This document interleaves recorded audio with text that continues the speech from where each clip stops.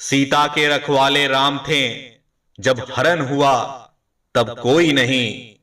द्रौपदी के 5 पांडव थे, जब चीर हरण हुआ तब कोई नहीं। दशरथ के 4 दुलारे थे, जब प्राण तजे तब कोई नहीं। रावण भी शक्तिशाली था, जब लंका जली तब कोई नहीं। अभिमन्यु राज दुलारे थे, पर चक्रव्यूह में कोई नहीं।